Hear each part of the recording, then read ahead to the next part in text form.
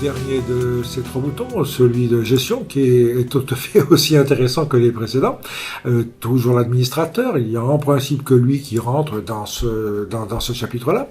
Et nous aurons ici, vous voyez, nous voyons immédiatement clôture. Eh bien, ça fera bien évidemment l'objet de leçons particulières, hein, le X, le Z que tout le monde connaît dans nos métiers.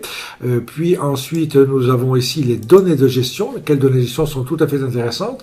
On pourra avoir les résultats pour chaque caisse, pour chaque serveur, ou bien pour tous, vous voyez, pour les différents serveurs ici, les différentes caisses si j'en avais plusieurs.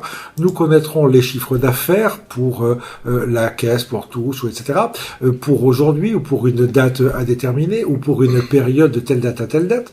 Nous connaîtrons ça. Ça fera l'objet aussi de leçons, bien évidemment, détaillées. Le détail des tickets d'aujourd'hui, qu'est-ce qui a été fait aujourd'hui, ticket par ticket, nous en reparlerons. Et puis également les rapports horaires, la balance des règlements, la balance par famille pour savoir ce qui a été vendu précisément, famille par famille, article par article. Ça fera l'objet d'une leçon vraiment intéressante à ce niveau-là. Puis la balance par utilisateur, qui a vendu quoi et pour quelle somme, etc. Balance par tarification, des statistiques, bien évidemment, des graphiques, et puis ensuite une main courante, document tout à fait intéressant qui va regrouper pour l'ensemble du mois vraiment toutes les données de la vente et des encaissements. Puis, nous aurons également sur ce bouton la gestion des clients, parce que nous aurons la gestion des clients. Dans la version pro de notre logiciel, nous pouvons gérer les clients. Nous pouvons gérer également les stocks dans cette même version pro.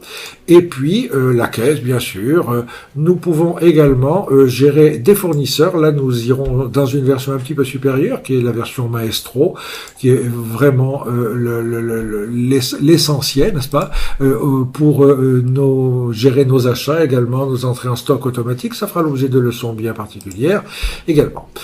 Et puis, le journal des événements, qui est quelque chose d'important pour un chef d'entreprise, n'est-ce pas, puisque nous allons avoir sur ces pages ou sur cette page ce qui s'est passé qui n'est pas normal ou qui demande une explication, comme des annulations par exemple, n'est-ce pas, des annulations de produits, des remises, des ristournes, est-ce que la personne qui l'a fait a le droit de le faire, les ouvertures intempestives de tiroirs caisse, sachant que le système nous dira ici qui a fait quoi, n'est-ce pas, ici en l'occurrence c'est l'administrateur, la date, l'heure à laquelle cela a été fait, etc. Et ça fera l'objet également d'une autre leçon.